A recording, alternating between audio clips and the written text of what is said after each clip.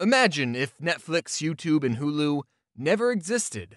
What would you be watching right now? Would you be watching this? I don't think so. You'd be watching this box right here. A television? On this device, instead of picking what you wanted to watch and when you wanted to watch it, the television would decide all that for you. And instead of watching a single 5-second skippable ad in the beginning, you'd have to watch 5 30-second long unskippable ads. Can you think of anything more annoying? An advertisement right in the middle of your show?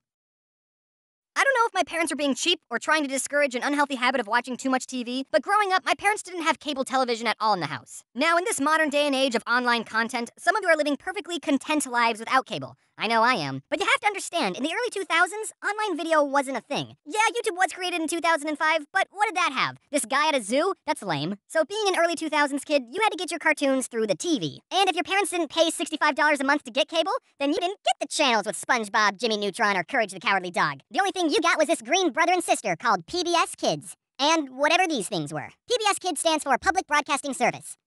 Kids. That meant all the shows on PBS Kids were government or privately funded. So the shows on PBS didn't really have any commercials per se, but they did have the same sponsorship ads that would play a message before every show. If you grew up on PBS Kids, then Juicy Juice and Where a Kid Can Be a Kid is just engraved in your memory. And also, every show would thank you, the viewer, for watching, and I think that's really nice. So, everyone watching this, you're welcome. I'm kind of glad my parents didn't buy cable, because instead of spending hours of my time watching mindless television, I spent hours of my time watching television with morals.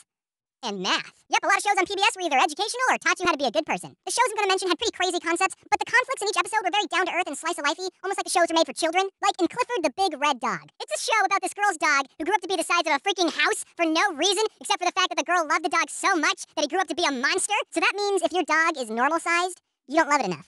And it probably doesn't love you. So yeah, Giant Red Dog is a pretty weird premise, but the episodes were about everyday things. Like this blue dog feels bad that he tore up his owner's sweater, and his friends tell him to just be honest, and he does, and everyone's happy. Or the episode where this new dog moves into town, but he's missing a leg, and then Clifford and his friends have to learn that having 3 legs still means you can accomplish a lot of things any normal human can do.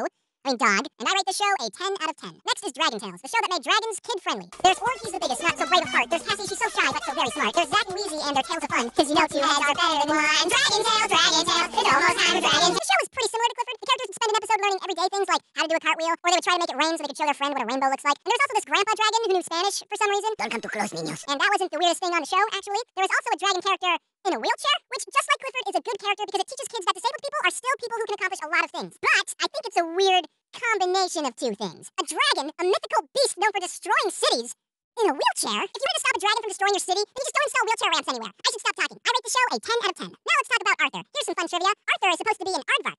Personally, I don't see it. Basically, it was a show about Arthur and his other furry friends learning lessons, but Arthur tended to tackle more serious subjects than the other 2 shows. Like, they have episodes where DW hears her parents get in a fight and she worries about them getting a divorce, or the episode where Arthur Falcon punches his little sister, and even having to deal with someone you know getting cancer. What? Cancer? The character gets treatment and lives, by the way, because it's a kid's show. 10 out of 10. Next, let's talk about my favorite show on PBS Kids, Cyber Chase. Cyber Chase, we're moving, we're beating at this day. This show didn't teach kids morals or how to properly treat the disabled. It taught them something far more important.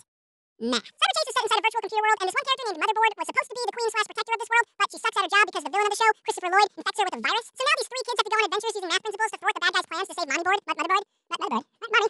Mom, come back, Mommy, no. We need to save Mommyboard. And unlike all the other shows, this show had an overarching story. The kids would always get this close to saving Motherboard, but nothing they did worked. When I was a kid, I always wondered how much longer it would be until they finally saved her. And they never did. The show's been going on for 16 years, and they're still learning new math principles trying to save Motherboard. I think they're at calculus at this point. The show is teaching you slower than an actual school. What kind of a show makes you wait 16 years for a conclusion? Cyber Chase does, and it's one of the best shows ever created. 10 out of 10. One last show I want to bring up is called Caillou. All you need to know about Caillou is that I hate him. Caillou is a 4-year-old and a demon. He constantly throws a tantrum whenever he doesn't get his way. Even in his theme song, he mentions how much of a brat he is. And he's crying like a child. Well, you're gonna have to grow up, Caillou. The world doesn't revolve around you.